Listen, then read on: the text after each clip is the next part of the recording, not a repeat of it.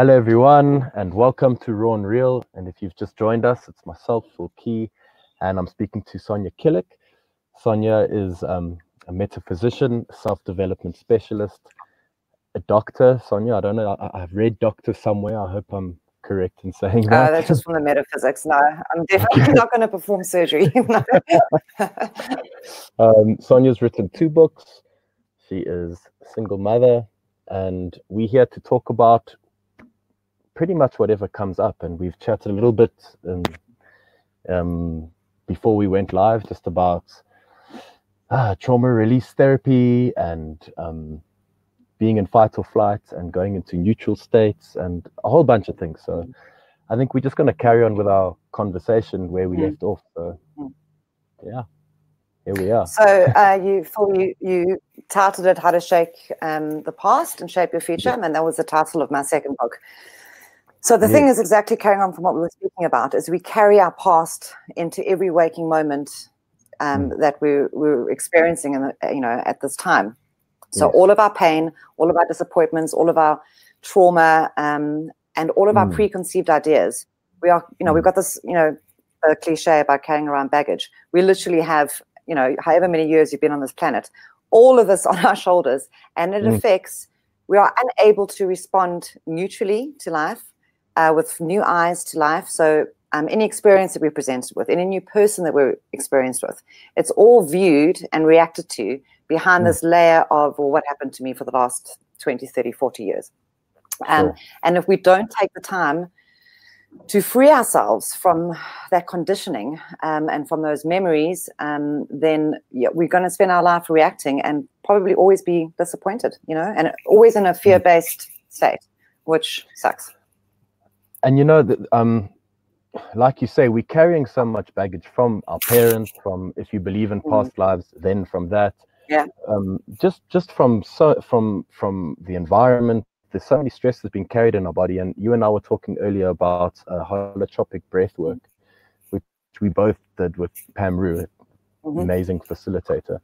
And during that process, I'll just say this again because we are live now. I think we should. I think it's a really important part of it. Sorry, I'm getting comfy. No problem.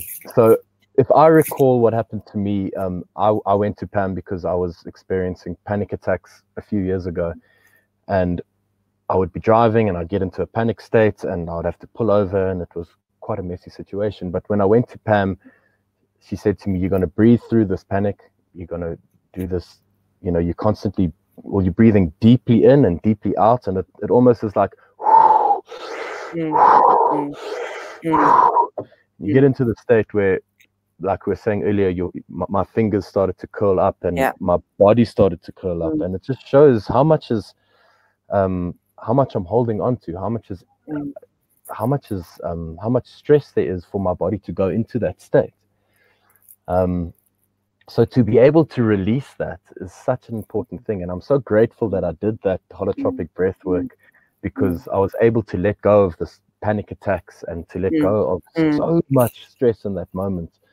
But it's not an easy thing to do. I know that I fully committed myself to doing it, Sonia, because I know when I sat there, there were people all around me, and I felt so, I was exposed, yeah. And I was like, oh my God, I don't want to get really into this because I'm going to be shaking and screaming and crying. But I was so determined to get over the panic attacks that I really didn't care. And I remember being in tears, and I remember screaming, and I remember just being a big mess on the floor. But because I got so into it and I was committed to the process, I moved past it. Yeah. Yeah. And what you've just said is the fundamental teaching that I try and bring to every single thing that I do. Because when we avoid pain, it bitch slaps us. And the only way to truly transform ourselves and our lives is to go through it. Yeah. And that tunnel is long, and it's not a one-night fix. I mean, that holotropic breath work that we both did, that was just one part of the journey, but to even go into that journey and to even acknowledge within ourselves, okay, something isn't working, because we like to pretend that everything's fine, and we've been, throughout the generations, we've been bred to do that. We are adaptable. Human beings are highly adaptable. And it's that situation of the frogs boiling slowly in the pan, and you don't really realize that the water's getting hotter and hotter. So because we've lived so long, and we see our neighbors and our family, and we see TV, and we see everybody else living in this pretty much unhealthy state, we think that it's normal. And it's not normal. And normally we need a big trigger to get us to stop and go, okay, hang on a second. My relationships are not great. My work is not great. I don't wake up feeling great. I'm not in a cool space. So for you, the panic attacks were really affecting your life. So that was a big enough reason for you to go, okay, I'm committing to this, you know. Yes. And, you know, perhaps a death in the family, perhaps the loss of a really important relationship. There could be many different triggers in our lives that gets us to go, okay, I need to fix this. I need to do some stuff. And the only way, and it's scary and it's terrifying. I mean, the holotropic breath. Your car. No. It's oh, can you hear that through my earphones? That's quite impressive. Yeah. No, it's a neighbor. I don't know. It could be my car. No, it's not. But yeah, the problem is it's terrifying. It is so, because the reason we never experienced it, the fear or the pain in the first place, was because it was too, you know, we survivors. We needed to survive, so we blocked it off. And we kept going. You wake up, you fight another day, and you keep going. But that strategy can only work for so long. And eventually it's going to catch up with you, and you will start seeing its effects in your life, you know.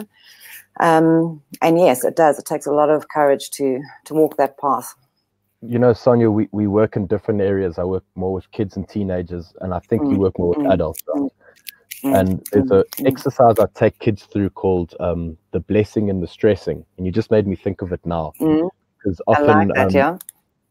often we'll be faced with something that's really challenging, like you said, a death in the family, or maybe a breakup, or maybe your business fails, or whatever it is. It can be quite a traumatic and horrible experience. But in that, there is a blessing. There's a hidden blessing.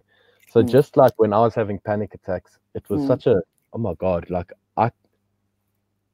at that time in my life, I remember just being like, I don't want to live. Like, this is terrible. I want to drive to the shops, but all of a sudden I'll have a panic attack, and like ashamed, and I'm like, I'm supposed to be a man, you know, and all these things are going on in my head. But then because of that, you know, I met Pamru, and I did the holotropic breath work, and I learned so much about myself, and I can take other people through that process. And I've taken close to 20,000 kids. Wow. Process. Wow. That is really remarkable. When I look back at that, I can say, wow, you know, I've really helped these kids' lives, and I've made a career out of it, and I've you know, supported myself from it. So there's a blessing in that stress. Well, what is that saying? Is it a nice? No, not that one I'm thinking of. But diamonds are made under extreme pressure, and that's just that is just the reality of life. And we need to not only accept it, we need to embrace it, because 100%. And I've seen that time and time again in my own life.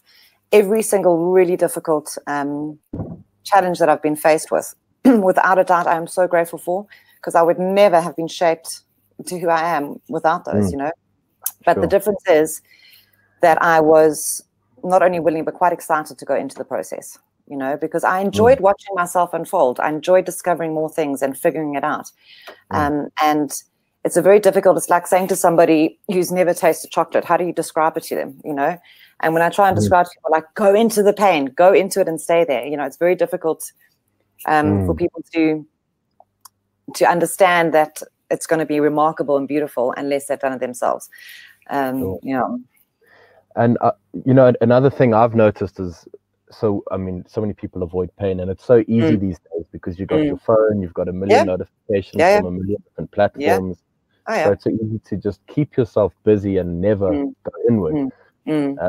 I'm actually coaching an 18-year-old at the moment who does not know how to be silent. She actually cannot. And she's got a fear of dying. She's got a fear of going to bed. So young. Yeah. And not ever waking up. So you can imagine, like, how can someone be silent and go inward when they've got fears, you know? Well, the problem is, because that's the doorway to pain. So the second, you know, as you said, we distract ourselves, it's either the internet or, you know, booze, whatever your distraction is, it's a lot easier. And when you are silent for those few tiny little seconds, that's when your awareness turns in. And the minute you become aware, then you start noticing, because we live from here up. Yes. Modern day living is from here up, okay? Yeah. So we've disconnected from our bodies, we've disconnected from our emotional selves, and it's easier to stay in the mental realm, even though the mental realm is pretty painful because you've got all these thoughts. I'm not worthy enough, no one loves me, I don't know what I'm doing, I mean, but it's easier to cope there because at least you can distract yourself. You can put the television on and then hopefully those thoughts will disappear for a couple of minutes. But if your awareness goes below this line, then you're feeling your heart and you're feeling your body and you're feeling everything that you've been trying to avoid. And yeah, that's awful, that fear of dying. So shame, man. let me ask you, what are you feeling right now? What am I feeling right now? I'm feeling peaceful. I'm also feeling so excited to finally meet you. So let me tell everyone quickly. So Phil and I have connected on the cloud, the alternate universe, which is the internet, a number of times. And I've always watched what he's doing, and I love the work that he's doing with kids. And anyways, we've kind of crossed paths a number of times, and this is the first time that we're actually meeting properly. So I'm really excited to be doing that. And no, I'm feeling good. I'm feeling neutral. I'm feeling good. I have faced my pain. I have gone into it and I've done it. And I was with Pam. I was on that floor, my whole body contorting. It was hectic. And I've done everything I can possibly find and read every book I can find to get okay. Because I will share a very, very, very personal story with you. So when I used to fall asleep at night, it was, you know, when you're in that semi-sleep state, and as you're kind of going into subconscious, your body hasn't quite. Sorry, let me just get my thoughts in a row here. So you got your REM 1, 2, 3, and 4. Then you got your non-REM. So when you kind of slip into unconsciousness too fast for your body, and your body starts twitching, that's what happens, and you start like kind of responding to your dream physically, and then you kind of kick yourself out of the dream. You know, that little space. So what happens? Are you talking about like when you sort of feel like you're falling and yes, exactly. Exactly. So you're just falling asleep and you're just on the brink, and then you come back into consciousness. That little space there. So every single time I would be falling asleep, this blackness. It was like, so quick side story. So I'm a huge lover of fantasy and sci-fi and everything else, and I've grown up since I was 10 years old reading every single sci-fi book I can imagine. Ooh. So as a young child, I interpreted this feeling, which I'm going to tell you now, as this epic battle between good and evil. And it was the only way at that age that I could kind of interpret it and survive it. But for years and years and years, and I'm saying well into my 20s, late 20s, every single time, what happened 2-3 times a week, I would try and fall asleep, and this blackness would suck me in, and it was terrifying. And I would wake up quickly, not allow myself to fall asleep. And as a subsequent to that, I actually kind of couldn't sleep anymore, you know.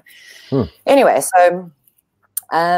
so in my mind, as I said, I made myself the hero of the story, and it was this big battle between good and evil, and it was all very fun and games, but it was actually terrifying. It was really, really uncomfortable.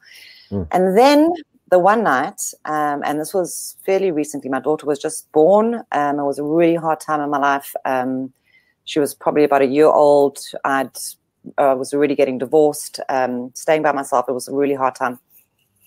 And I had huge insomnia because obviously from the breastfeeding, the hormones, it completely messes with you. And being like the sole adult in the house to look after a baby, you know, I was like, well, I have to make sure she's alive and breathing. And, you know, so anyway, sleep was just a disaster. So that night, well, whenever it was, I started drifting off, and that black thing came again. And I think it was just, I can't say that I bravely walked into it. I think it was just more, you know, exhaustion. I was like, I just can't run for this anymore. I'm actually just going to stay, and I'm going to go through it. Wow. And I did. And it was this, do you know like a sea urchin? It's like a black, spiky. That is exactly what it was. And I just stayed, and it didn't even take long. It took maybe 20 seconds, and it dissolved. And I finally saw like that was the last kind of representation, manifestation, everything of the last little bit that I'd just been refusing to see and feel and everything else. It was the most transformative, beautiful experience. And for me, it was a very visual, very physical thing, you know. But I saw it, and I've experienced it. It's not only that time. That was a very big, powerful thing. But throughout my life, I've seen it. You have to go into your pain. So you really faced the demon. The big demon. I did, yes. Yeah. 100%. Yeah. It's making me think of something that happened to me when I was 16 years old. I don't want to go into the whole story, but I got beaten up good and proper in the bathroom, and I developed this fear, and I went to some guy who helped me to do meditation, and during the meditation, I remember after about 8 sessions, I got into this flow state, which was the first time I'd ever experienced it, and it felt like I'd left my body, and the only way I can describe it is it's like I was floating in the bottom of the ocean. Okay. You know, and I just remember feeling like weightless, and it was amazing. But after that, I've never been able to get into that state as deeply as that then. time. And often when I get close to it, it's like what you were speaking about, that big blackness. I just get some sort of fear, and something about me just twitches out of it. I go, yo, I'm out. I can't. So what I would say is, because that's probably just adult stress. So as a 16-year-old, it was easier for you to let go and be in present moment, because to be in that state, you have to be 100% present. You can't be worrying about the future. You can't be stressing about the past. And I think at 16, it was a lot easier to be there. But I think as we become adults, it's very difficult, because that's pure surrender. For you to get in there, you need to completely surrender. And that pullback of our energy. Yeah, scary. Yeah. We'll keep at it. It's beautiful. Yeah. Anyway, I wanted to, for anyone that's watching, I want to introduce something new to this. God, full. No. And it's basically a moment of creative expression. So I know you resist. So am I. It's not easy to be vulnerable and show ourselves live like this, but I'd like to challenge you to do something, whether that's singing a song or dancing or reading a poem, or I believe you're an artist as well, so maybe showing some of your art, and I'll do something as well. Oh, beautiful. Okay, good. If you're in it with me, then that's fine. So I was going to play the piano, but as I said, I haven't played in so long, and when Phil gave me an inkling of this, I thought, well, let me quickly practice, and it was just a disaster. Even now my hands are sweating. I'm like, no. So then I thought I would, I can't display I can't actively do it right now, but I can show you my drawings, which not very many people see, actually. So I'm willing to do that. All right. Who's going first? Should we do Ching Chong Cha? Okay, done. Ready? Go. Ching Chong Cha. Oh, no, you're too slow. Oh, we both got it. Okay, go. Ching Chong Cha. Bugger. Oh, is it best? Is it 2, 3, or did you just one? Just one. Fine. Yeah. Okay. So I told you I love fantasy. So did you watch Game of Thrones, I assume?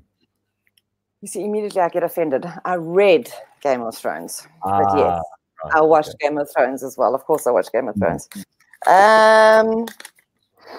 So I can show you a little bit of my personality as a child. So I drew this when I was about, I don't know, 96. How long ago was that? 96. 2006 to 2023. What year are we in now? 23 years. Okay, I drew this 23 years ago. So better hold it up. Is my maths wrong? 13. I don't know. 13. So that's probably who I reckon hours. Cool. Yeah. And was then that you? I think in my mind that was me, fearless young warrior, take on the world, before I learned that love is so much better than fighting. And then I do some really dark stuff. So the first books I ever read were Dragonlance. Okay. Which brilliant. So these are like dragon men, which I had to draw. It's so weird. I'm going opposite. Can you see? Yeah. So this I drew very young. This was almost 91. Looks like Asian influence. Yeah. So there's an amazing artist. Wow. He does fantasy paintings, portraiture, and I would just copy all of his stuff. Where's the better stuff? Gotta find it. Oh yeah. So then I don't know. I just love fantasy. Which was this one? So this I did. Oh my God, that's there we go. Amazing. So I thought I'd try different mediums. Is she available? So her number's coming up on the screen later, and I'll do the screen calls, and then that I drew. So this drawing's always struck with me. So at that age, 16, 17, 18, even early 20s, when I was still figuring out my own stuff, you know, this was pretty much how I viewed myself. There we go. And that's, I think, people can relate to, because, you know, we show the big brave face to the world, and inside we're really sore and dying. And then pause. I didn't draw for about 10, 15 years, and in fact, after the TRE, about 3 months ago, I just had this incredible urge to be creative again, because I never gave myself, you know, oh, I've got to work and I've got to be a mom and I've got to do all of these things. And if I'm not doing that, then I should write another book, obviously, because that downtime, that creativity downtime, is not productive, you know. And it's been so long since I've just done something for the sake of doing it. So I decided to start drawing again, and I drew my daughter, and I'm so happy about this. I love this. Can you see? Oh, wow. Wait, I don't know how to do it there. So that's my daughter. It's huge. Incredible. You've got a talent. Well, you know. Is that pencil? Yeah, pencil, yeah. I can't so that's really, so I always copy other people's work. Like, I can't do it for myself, and that's the very first time in my life that I took a photograph of her and then I drew it. So I was quite chuffed about that. So you've got an incredible talent, eh? That's my amazing art. I'm so glad I got to do that and not play the piano. Okay, it's your turn. Before I go, before I play, I mean. Yeah, what do you mean go? You got to play. No, I got to go before I play. No, I'm joking. You just reminded me that, you know, growing up, fantasy was my absolute favorite thing. Fantasy books, like I think it was Harry Potter, and it was The Hobbit and Lord of the Rings and stuff like that. It was like another world that I could escape to, and it was so exciting. And I remember I reached a certain age in my life where my dad said to me, like, look, you've got to be realistic. You've got to do something that's going to make you money. Like, stop with the arty stuff. Stop with the creativity stuff. Stop with the fantasy. It's not the real world. And I sort of stopped it, and it just reminded me of that. So I just thought I'd let you know. And I'd actually love to get back into a fantasy novel. So you said something about dragon something. I just wanted to. I'm just going to pan. I'm going to. Wait, hang on one second. My charger is. There we go. Right. I'm going to pan to my bookshelf. Can you see my bookshelf? Yes. Every single one of those books, and it's 2, if not 3 layers deep, stacked behind there. Yeah. And I have books in the garage because the bookshelf's too small. So I will tell you. So, oh God, don't get me. We can have an entire discussion around authors. So obviously, okay, I'm gonna have to email you. I will send you my top 10 favorite fantasy authors. Yeah. Or maybe you can even leave a comment on this on Facebook after this. I'll do that. Yeah. And I'm a very snooty fantasy author. Like, I even write the author's emails. Oh wow. Read into this character. Yeah. Okay, go, your turn. Let me play you something. All right, I'm gonna have to take these off. That's cool. So I'm not gonna hear you. I'm just gonna. Hopefully you can hear me. So, what we're saying. Can you hear me? No. Testing. I got this funny Bob Dylan style instrument, and I thought I'm gonna challenge myself and play it. So.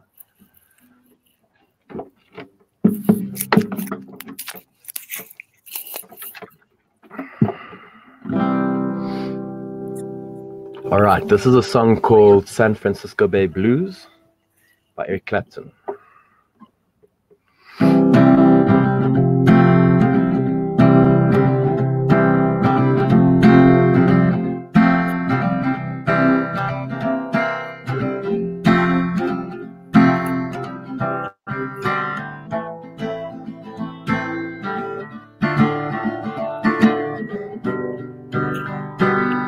I got the blues for my baby down in San Francisco Bay. So cool. Ocean liners not so far away. Didn't mean to treat us so bad. She was the best friend I ever had. Say goodbye, had to take a cry. Lay down and die. I ain't got a nickel and I ain't got a lousy dime. When she come back, I think I'm gonna lose my mind. And if I ever get back to stay, it's gonna be another brand new day. Walking with my baby down to San Francisco Bay. So cool. Go Phil.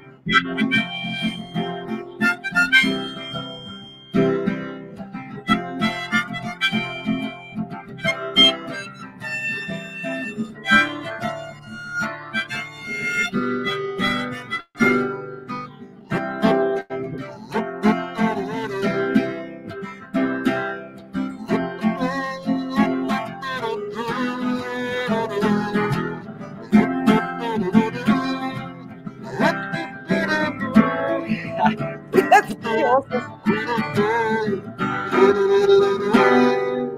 Meanwhile, looking from the back door, just about to go insane. Thought I heard my baby's voice, the way she used to call my name. And if I ever get back to stay, it's gonna be another brand new day. Walking with my baby down to San Francisco Bay.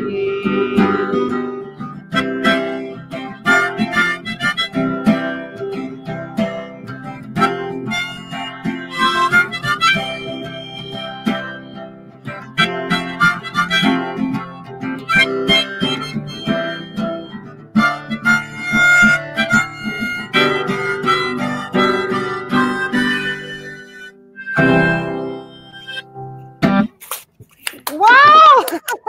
There we go. Let me wait for him to get his earphones back. So you can hear my applause. Phil, that is amazing! Hey! Thank you. I spoke the entire way through. No, I'm joking. I'm kidding. That was so good. That's wonderful. Thank you. I was thinking to myself, this is why I love life, because here you are, I don't even know where you are. Here I am, and we're just connecting. Other people are watching, and you're playing music, and we're sharing, and it's just epic. How cool is that? Cool. I'm glad you enjoyed it.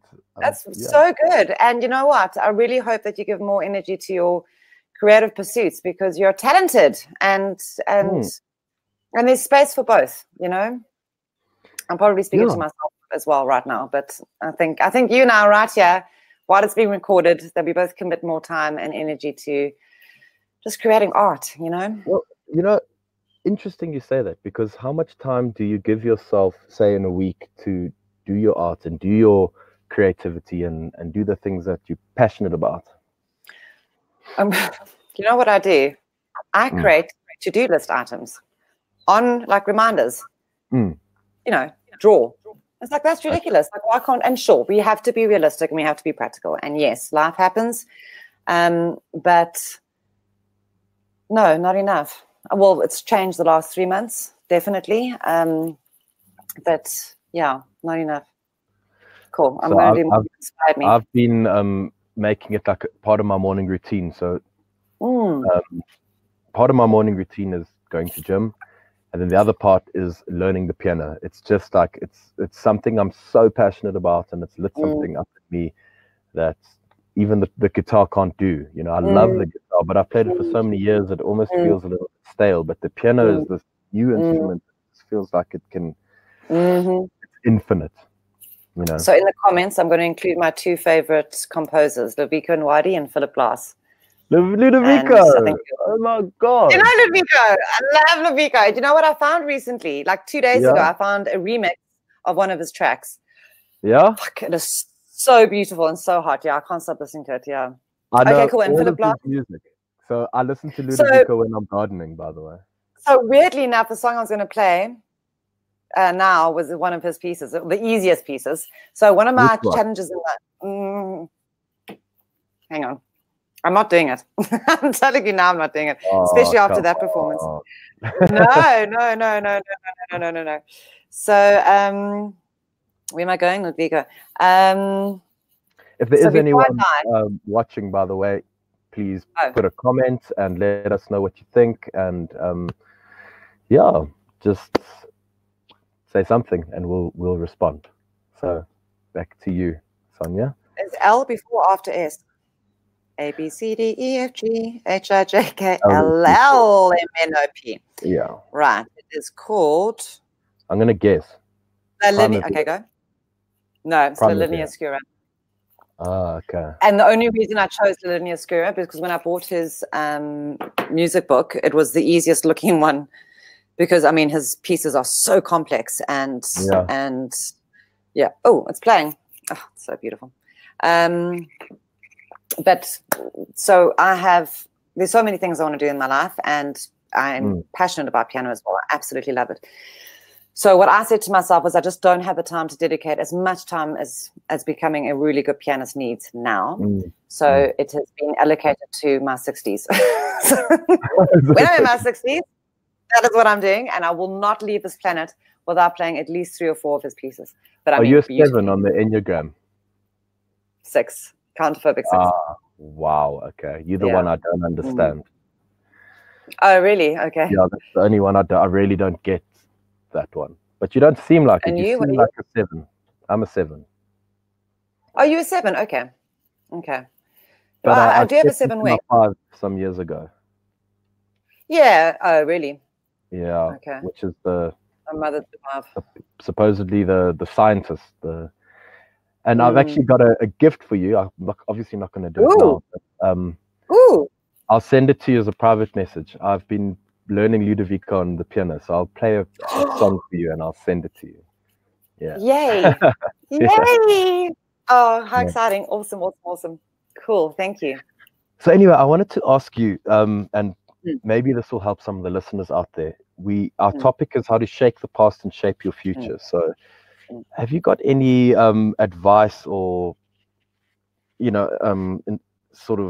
advice as to how we can shake the past? I mean, for me personally, I know that I have recently broken up with a girlfriend, and it's important for me to shake that off, and I have been doing it, but still I feel like I'm addicted to holding on, which is such a thing. She just sang you from the San I could feel that. I could see there was a thing about that song. Yeah. Geez. So you've literally hit the nail on the head. Yeah. You're saying one of the lines is, meanwhile living in the city, just about to go insane, I thought I heard my baby's voice, the way she used to call my name. And it's just so looking at the past and being like, oh, remember the good old days, remember when there was this, when there was this, almost like fantasizing about the past. And I know I do that. I'm sure there's many people out there that do that. So how can we shake that off? I mean, I've been doing a lot of things myself. I've been like physically cutting cords and mentally cutting cords. I know what you mean. Yeah. And just saying to myself, it's over, and I'm letting go of this, I'm letting go of that. But there's still some sort of something. So there's 2 things. Firstly, what you said, we are addicted. You feel like you're addicted to the memories and to holding on, right? Yeah. And we do that. And the second thing I wanted to say was, the Buddha said, non-attachment, the middle way. Yeah. So what happens is we become very attached to the story, and we become very attached to the things that we think make up us. And then further than that, we are under the illusion that other people provide certain things for us that we can't have ourselves. So that addiction is when we're having withdrawal symptoms. We're feeling the loss. So if you don't mind me using you as an example, it'll make it a bit easier. So for example, well, my ex-girlfriend made me feel this. She provided that for me. I got my needs met here, So all of these things in your mind, you've now attached to the relationship and to her. Now the relationship ends, and now you're feeling this enormous loss within yourself. And of course, we want to try and keep it alive. We want to try and keep them inside of ourselves. So we hang on to the memories, and we hang on to the hope as well, because there's always hope. Well, maybe it'll change. Maybe they'll come back. Maybe that miraculously it'll be the way I want it to be. Reality will shift, to suit my needs.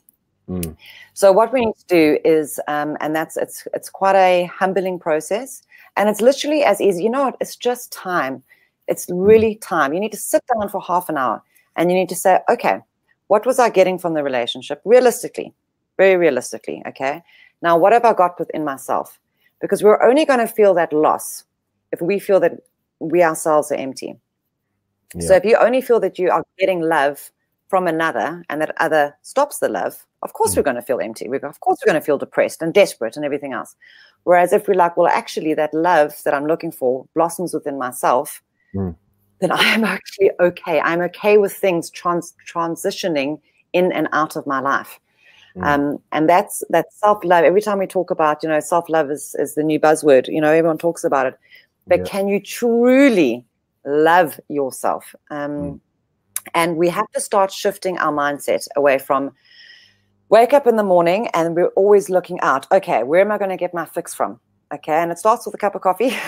And then where am I going to get my ego boost from? Oh, well, that person's flirting with me. I'll flirt back. Where am I going to get my validation from? Okay, I'll phone someone. Where am I going to get? So we're looking for all of these external things from other people. And we never stop to give those things to ourselves. And it's a very small mindset change where you can wake up and it's just being present and being aware and going, okay, I'm waking up, and you've got to be honest. And that's the feeling. That's when we go into the body and we feel. So if you wake up in the morning and you go, for argument's sake, God, I'm feeling so demotivated. I don't want to do a damn thing. Immediately you go, I wish so-and-so was here because so-and-so would make me feel better, right? Yeah. Okay, so then fine. So what would that person do? They would give me a hug. Okay, what would a hug do? A hug would make me feel that I'm not alone and that I've got this. Okay, now how can I give that to myself? And if you need to, you can literally hug yourself. I do all the time. I self-soothe all the time. When I go to bed, I self-soothe. Okay, let's do it. I love you. But it's about, and it's not going to happen overnight. You see, we are so programmed to expect these instant fixes, right? Because if you want something to happen, you download an app and it's there. No. We are these beautiful, evolved, complex beings, and it takes time. And it's just changing your habitual thought processing. So this morning, or tomorrow morning when you wake up, it's a scan. Okay, what do I need? Hey, I'm actually feeling pretty good. Then ego steps in. Well, because I'm feeling so good and sexy and hot, I'm going to post something about myself so my ex will see it and miss me and then contact me, right? These are the things that we do. Instead of going, I'm feeling pretty awesome. How can I channel that energy not into somebody else, not into hope, not into some weird way to trying to get back, validation, but how can I channel it into me? Hey, I'm going to draw. Hey, I'm going to write. Hey, I'm going to go jog around the block, whatever it is. So we have to start getting those boundaries in place where all the things that we give and all the things that we expect is more within ourselves, because then you're sharing the experience of yourself with another. You're not dependent on another for all those things that you need within yourself. So this probably sounds really big and intimidating, but it's just small little steps every day. And if you can start that, I promise you now, in a week, if you did that every morning for 5 minutes, in a week, you would see a difference. You wake up, you scan, how am I feeling? What do I need? Okay, how do I give that to myself? That's it. You don't have to do anything more. Yeah. So what I'm hearing you say, it's almost like it's up to us to generate our own needs, to meet our own needs. Yes. Generate it from within, because once you've got it, then when you're with someone in the future, you're not depending on them for that, because you can generate it yourself. 100%. And then you are better able to relate to others. You actually have better relationships. And I don't know, but I just feel like it's a double-edged sword, like everything in life. It's like, in one scenario, there could be me dependent on this other person, because when they give me a hug, I feel good, and when they kiss me, it feels amazing. And then I could be the other end of the stick, is me going, okay, I can provide everything for myself, so I don't need to have friends. I don't need. So you're not cutting yourself off. You're not cutting yourself off, because it feels amazing to get a hug, right? Yeah. But you're not going to fall into pieces if you don't. There we go. That's the difference. That's the difference.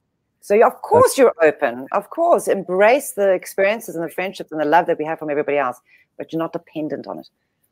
So it's almost like you are grounding yourself in a way. Being solid. Yes, I love that, being solid. And remember I was saying to you earlier about we live above our heads. So being centered, we say like, oh, you need to center yourself. Well, what does that actually mean? It means your body, mind, soul, emotional body, all of you is in alignment. So you're understanding your body's needs, you're understanding your mind's needs, your emotional needs, etc. Because we scatter ourselves, okay? Our bodies are performing tasks they're too exhausted to do, or you don't even want them to do, but they're on autopilot, right? Brush your teeth, go to work, go to gym, da-da-da-da-da. So our body's on autopilot. Our emotional body is completely shut down because it hurts too much. And our minds, you know what I mean? So we're just scattered. So really becoming whole, becoming centered, grounding yourself. All of these are just different terminologies to just bring yourself back to you. And when you're in that place, then you can engage 100% with whoever it is you're engaging with, whether it's romantic or business, whatever the case is, even with your own endeavors, because you're there and you're present. You're not constantly, you know, how is this person, the fear, is this person going to leave me? Is this person going to take advantage of me? You know what I mean? That's not engaging properly. You're not really being present in that sense, you know, but when we can have that solidness, I love that word, that solidness within ourselves, it makes for a beautiful life. Yeah. One more thing, sorry, talking about fantasy and reality. Another very, very easy and powerful tool is this real? So we have really powerful imaginations, human beings, right? But that kind of ability kind of turns back on ourselves, and we imagine realities to suit our own needs and to make ourselves feel better. And then we start responding to that imagined reality that we've created, you know. So let's stick with the romantic relationship situation. So we start imagining the person likes us, or imagining the person doesn't like us, or however it is, we start shaping, or they've responded in a certain way, and now you're figuring out what do they mean, what are their intentions, you know, how it all goes. And so we start making justifications and kind of ideas around another person. And then we step into that reality, and now we start behaving as if that we're real, right? Completely unbeknownst to the other person. So when we can stop and go, is this real? What we're doing is we're taking ourselves out of future stress and planning, out of past regret, and we're coming back to the present moment. And present moment says you can only work with what you've got. And the only thing you've got is what is. It is what it is. So in your situation, you guys have broken up. That is what it is. You can't change that, you know. So you can either indulge yourself in fantasy, and well, what if I changed? I'm not going to share the reasons. Obviously, you shared that with me earlier when we were speaking privately, but perhaps you'll start justifying, well, what if I did do that, or what if I did change that, or what if I'd done something differently, you know? So we get caught up in this thought process. So what's happening? You're scattering yourself. You're becoming addicted and attached to the past. You're imagining yourself in a different future, but we're not saying, well, is that real? No, it's not real, because that's not what is, you know? So anything that you're battling with in your life, and it could be a work situation, it could be family, it could be love, it could be absolutely anything. You can stop and you can say, well, is this real? And if you're honest enough and courageous enough to recognize what is real and what is not real, then you can step out of the drama. You're not buying into it anymore, you know? So I can waffle on for hours, if that makes sense. It makes sense. I'd love to ask your opinion on something just personal, which is please do. Yes, where I'm at the moment. So, broken up with my ex. My business seems to be changing. I'm working less with younger kids and more with university students and high school kids. Wanting to market myself internationally, which means charging US dollars and all that. So there's a whole sort of change, but there's also this lack of drive that I'm feeling. It's like I feel like I just want to do gardening. I want to play piano. I want to just be in this chilled space at the moment. How would you recommend? And I was just about to say, all right, so let's ask the question, is this real? All right. Okay. So what is more real for you? I find it easier to garden and to do creative pursuits because I don't need to face the work in front of me. Yeah. Because is it fear? I'm sensing that it's fear, because for you to do that next step, because that's like a distraction, right? And it's not that it's not important, but it's not being balanced with action. I'm not sure, because there is a passion for gardening and for music. So No, no, of course. I'm not saying it's not there. That does exist. But what scares you about the online training and about going international? I guess being more exposed, making mistakes, being judged, failing. Okay. So this is the thing about how do we knuckle down to the truth. So if you say, I'm afraid to take that next step. Yeah. Does that feel true? Okay. I find it easier to dedicate my time in creative pursuits because I'm confident and at peace in that environment, and I am not exposed. I don't have to, no one sees me there, you know.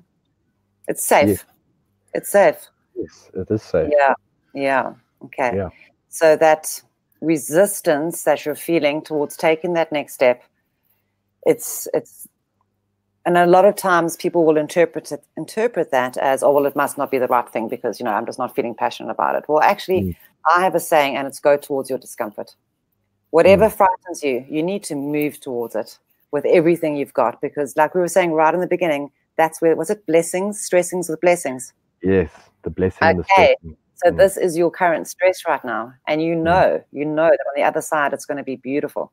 Yeah. But you don't want to put yourself into a when you possum out, when you just like shut down. What's the word I'm looking for? Like too much complete resistance. Yeah. So it's just about, so it doesn't, you don't need to make these huge big strides every single day. And if you're in, and it's also about honoring yourself. So if you're in the space right now where you need that peace and you need that chill out and you need the gardening, that's cool. Just don't let that other dream be completely neglected, you know. So even if it's 1 hour a day, which is doable, you know it's doable, and do it at the beginning of your day so it doesn't hang over your head. So you wake up, you do your gym, you do your before piano, dedicate an hour just moving that goal forward, and then it's done. And maybe there's days where you're going to feel, shit, I'm actually flying. And you land up 6 hours later, you know, because you're just energized. And there's other days where there's not, you know. So it's also about self-management. I like that answer because it's balanced. You know, it's not balanced. It has to be balanced. There's only one way or the other. No. We can't find ourselves. But work with the fear. So is it real? Okay. So saying stuff, all right. So my current reality is that I'm afraid to take that next step. Cool. Everybody is. Everybody's afraid to step out their comfort zone. That's why it's called the comfort zone, right? So are we going to see you? How long do you need? A year? Yes, lots of time. We're going to have this discussion in a year's time. You know what? When you said to me that you're planning on going international, going online, and you said by January, that sat well with me. I thought, wow, I could do this by January. You know, but it's like I put this in my mind where I'm like, it needs to be done by September. You know, and then September comes and I've done nothing. Back in 2 weeks. No. Yeah? But also, you know, being the creative person, both of us that we are, you know, we've also got this tendency to get lost in the details, you know, because we enjoy the details. We enjoy the creative part of it, whatever. And then it never kind of moves past that stage. It doesn't need to be perfect. It doesn't need to be perfect. Just start. And it'll evolve naturally from there anyway, you know. But in terms of energy, I do believe that 2019 was like a stasis. Like there's just nothing happening in 2019. You know what I mean? There's lots of resistance everywhere. And next year is going to be different. So cool. Cool, Paul. Thank you so much. I love listening to you play. That was just too awesome. And you're going to play Ludwika for me and send it, right? I will do that. And please comment on the video on Facebook with your recommended books. Okay, so I'm going to possibly in order of preference of reading preference. Yes, that would be great. Oh, I swear. I love it. All right. All my favorite authors. Have you ever read David Gemmell? That's like heroic fantasy. Have you ever read David Gemmell? Oh, my God. Okay. So there's heroic. Okay. All right. I'm going to comment. I'll write it in. Where are the comments? Okay. Yeah? No, that's a private chat. No, it'll be after this. It'll be on Facebook. Oh, on Facebook. Okay. Cool. All right. Sonia, it was lovely chatting. Cool. So awesome to chat to you too. Cool. And thank you, everyone who's watching. Yeah. Yes. Well, it's Thursday, so I plan to rock Friday really hard. I'm actually doing a gig on Saturday. I'm playing in front of an audience for the first time in like 5 years, I think. Probably. Well done. That is so cool. Were you playing? Yeah, it's just a private party in Magaliesburg, probably about 50 people or so. Yeah. That's okay. So that's pretty awesome. Stepping into a little bit of challenge. I'm challenging myself in other ways. Cool. But you're also doing what you love, so that's really awesome. Yeah. Good. All right, Sonia. Cool. Enjoy. Cool. Are you going to close it? I'll let you do the tech stuff. Okay, cool. Bye. All right. Bye-bye.